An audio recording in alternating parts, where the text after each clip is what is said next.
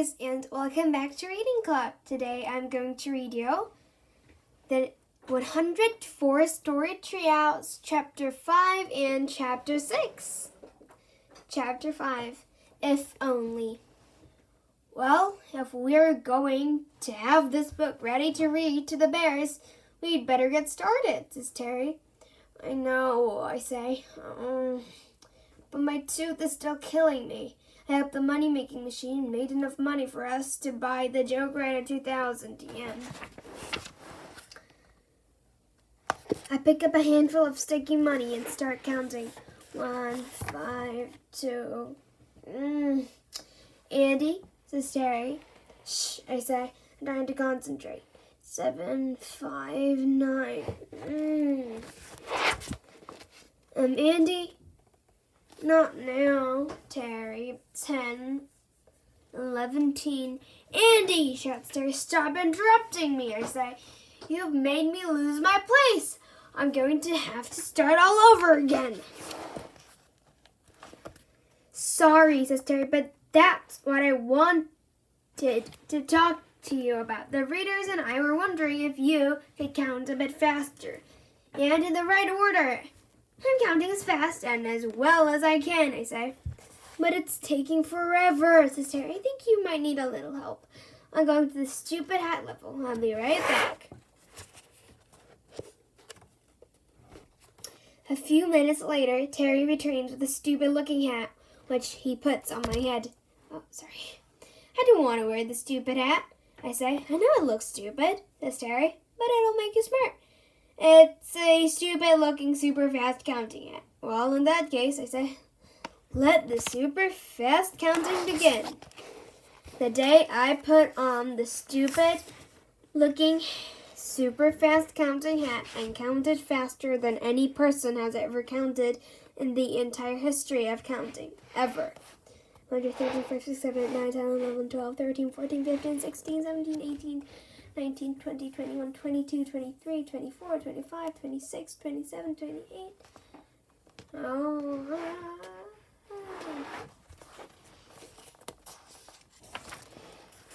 Pretty soon I've counted every last bit of money.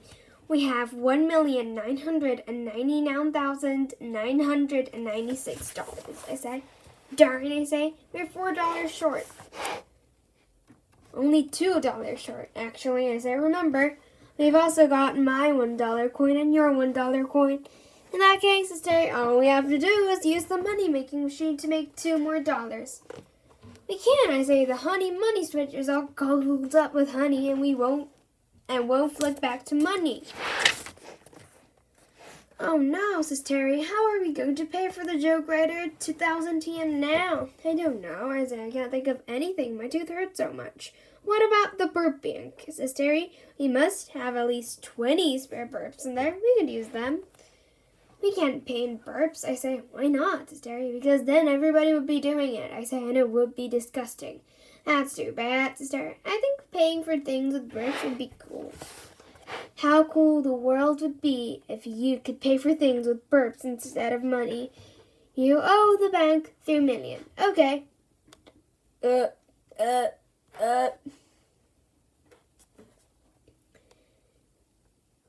It's a very big car. That's okay. He has a very big burp. Maybe you should try the deep thought thinking room, says Terry. That might not remember how last time we were there I had the thought that it might be nice to have ice cream with sausage for breakfast, and then we did, and I was right. Yeah, I said, that was a good deep thought. Let's try it. Don't think about tooth. Not thinking about tooth. I am a sausage. I talk, I dance. I can even play the banjo. Got anything yet, Andy? Nope. You? Not yet. Hang on. I think I'm having a deep thought. Yeah, hey, me too. What's yours? It's about how much my tooth is aching. Mine's about sausages. Ouch, ouch, ouch, toothache. Ouch, her pain, tooth pain, unknowing ache. Ouch, ow, ow, ow, more toothache. Ouch, ow, ow, pain, hurt, ow, achy, achy, ouch, ouch, ouch. sausages and jelly, sausages and chocolate, sausages and jelly and chocolate, sausages and bananas, sausages and marshmallows, sausages and sausages, sausages and sausages and sausages and sausages and sausages, sausages, sausages and sausages and sausages and sausages, sausages, sausages.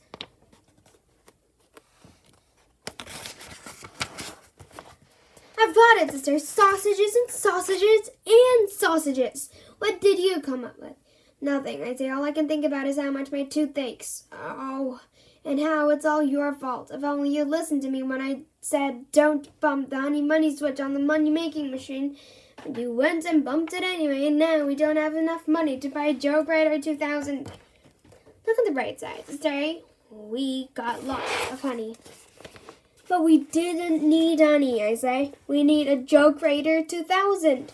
And the only reason we need that is because I have a toothache. And my toothache is your fault, too. How is your toothache my fault, Sister Terry? Remember that marshmallow-flavored toothpaste you invented for people who hate peppermint-flavored toothpaste? Yes, Sister Terry. What about it? Well, it didn't prevent tooth decay. I say it caused it. That's not my fault, Sister. I put a warning on the tube. Look, it's right there. Terry's marshmallow-flavored toothpaste for people who hate peppermint-flavored toothpaste. Ingredients: polydoxyfoxyethylmethylcanol, nichloro, beryllium, boromonolitrin, marshmallows, 99%. Allicin, 1%. Marshmallows, 99%. Warning, may not actually clean teeth, may not be suitable for humans, may not especially be suitable for someone called Andy.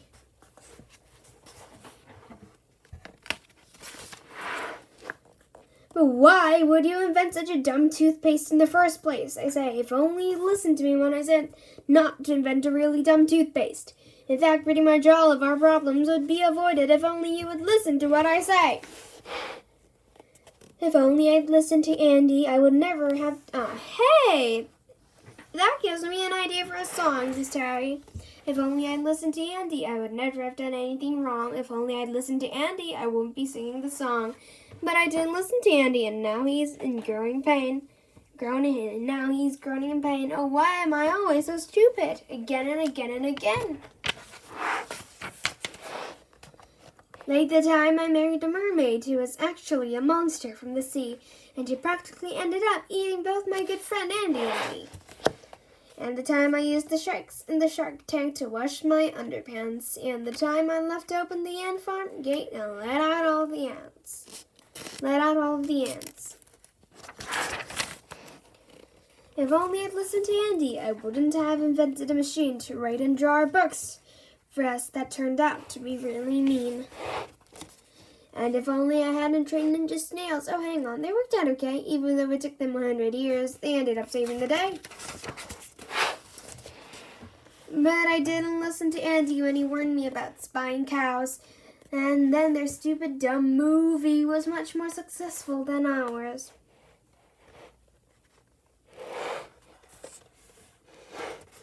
If only I'd listened to Andy when we were using our machine to make money, and I wouldn't have bumped a switch and flooded the treehouse with honey. And I would never have invented a toothpaste that was 99% candy. I'm so sorry for all the dumb things I have done. Oh, I feel so bad for poor Andy. If only I could think of a way to get that tooth out of his head. Why, I pull it right out of it an instant, and he could leave it at night by his bed. The tooth fairy could come and collect it and leave a gold coin in its place, and Andy would feel so much better. It would put a huge smile on his face. He'd say, Terry, you're not such a dum-dum. You've done something right for a change. We can take all this money back to the shop and get the pencil we need in exchange. That's it. Hey, Andy, I've got a way to solve all our problems and to make everything right. Oh, now, Terry, I say, this is no time for jokes. My tooth is hurting too much. I know that, he says, but your tooth is the solution to our problem. How do you figure that? I say, all we need to do is pull it out, says Terry. And then you can leave it out tonight for the Tooth Fairy, and you will get $2 for it. And then we'll have enough money to buy the Joke Rider TM 2000. That's crazy, I say. Oh, says Terry, disappointed. So crazy, just might work. I say, let's try it. Yay, says Terry. Chapter 6, Tug of War. Terry Dentist at your service, says Terry. Hold still and I'll just knock your tooth out with this hammer. No way, I say. It's hurting enough already. No hammer. No hammer, no problem, says Terry. I'll use this tooth dynamite instead. It says here, just put one stick in your mouth near the aching tooth and light the fuse. Definitely not, I say. No hammer and no tooth dynamite. The Tooth Fairy won't want my tooth if it's exploded to bits. You are a terrible dentist. Well, I'm all out of ideas then, says Terry. Maybe we should go and ask the Three-Eyes Wow Owls how to get your tooth out. I don't know about that, I say. I'm not so sure those owls are as wise as you think they are. Do you have any other ideas, says Terry? No, I say with a groan. Let's go and see the wise owls. We jet chair up to the owl house. Greetings, O wise owl, says Terry.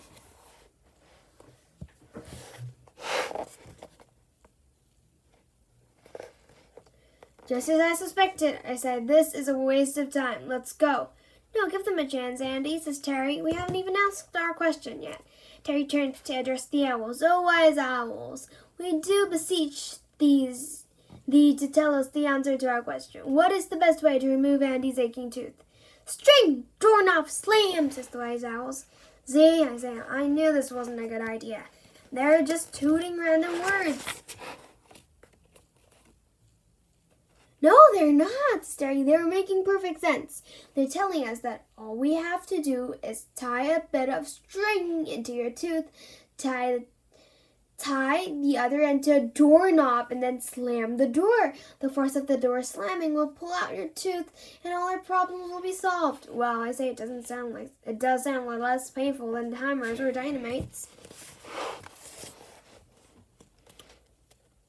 Definitely, says Terry, and we can get some strings from the tangled up level. Come on. He turns to the wise owls. Farewell, O wise owls, and thanks for the wise advice. Roly-poly poop-poop. The tangled up level looks even more tangled up than usual. It's a bit crazy jumble of cords, wires, cables, ribbons, twine, ropes, threads, and strings, all tangled together in the biggest tangled up tangle you've ever seen.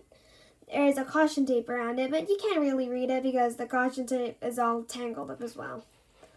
I'm going to go in and untangle a bit of string, says Terry. All right, I said, but be careful. It's pretty tangly in there. Don't worry, Andy, says Terry. I'll be really, really careful.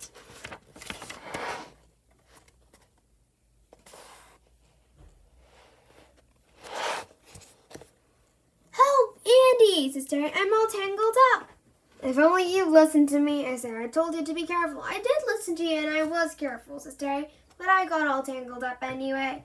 I'll stop struggling. I say, you're just making it worse. Stay still while I get the emergency detangler. I grab the detangler, release the safety catch, point the nozzle at Terry, and press the trigger. Wham! The detangler has an instant effect. Every single bit of string, cord, wire, rope, and thread is disentangled, including Terry's hair, which has gone all straight and is hanging down over his face. I can't see, says Terry. I can't see anything. Where's everything gone? Calm down, I say. It's just your hair. The detangler has straightened out your curls. Come with me to the giant hair dryer, and we'll have you back to normal in no time.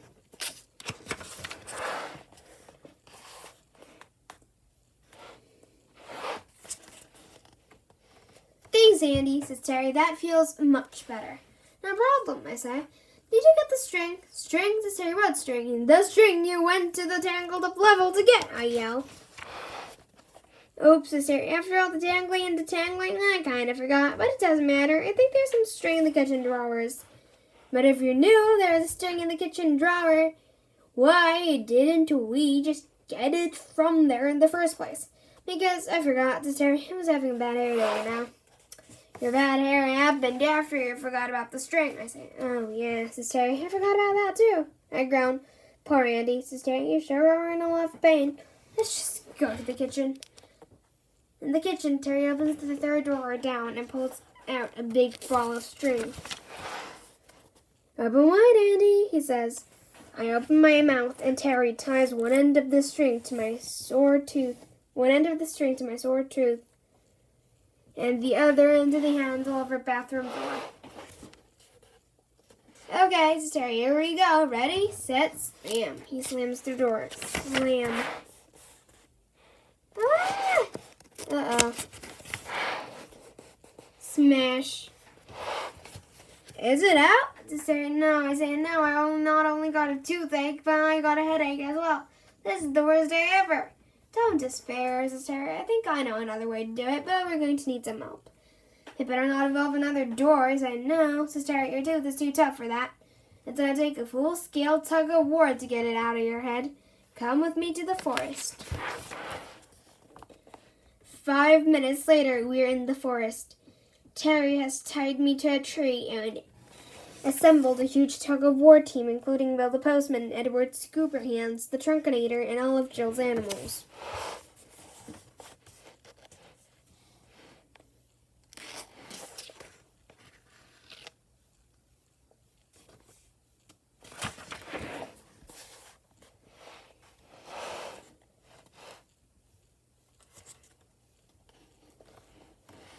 Okay, Chester, here we go. Ready, set, pull.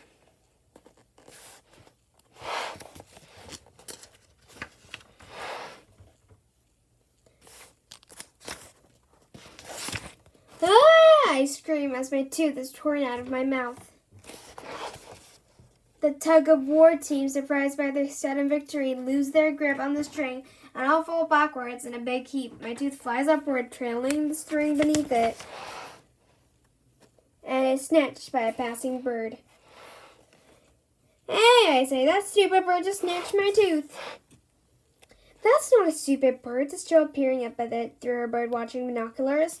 That's an extremely rare, high-flying, mountain-dwelling worm snatcher. It must have thought the string was a worm. If it can't tell the difference between a bit of string and a worm, then it is a stupid bird, I say. We've got to get Andy's tooth back, says Terry. We need it for the tooth fairy. Oh dear, says Jill, still looking through her binoculars. I think that's going to be a bit difficult because the bird is heading for its nest high on a rocky snow-covered crag near the top of Mount Everest. Well, we'll just have to climb up and get it then, won't we? But we can't climb Mount Everest, says Terry. It's too cold, too high, and too hard. Plus, it'll take much too long. I'm not suggesting we climb the mountain, I say. We'll take the stairs, our never-ending staircase. Goes pretty close to the nest. We can climb up, jump across, and get the tooth. Easy. What are we waiting for then, says Terry. Let's go. I'll come too, says Jill. I've always wanted to see a high-flying, mountain-dwelling worm snatcher up close. Well, that's the end of this channel, guys. If you liked it, please click many likes and subscribe Reading Club. Bye-bye, everybody, and I'll see you tomorrow.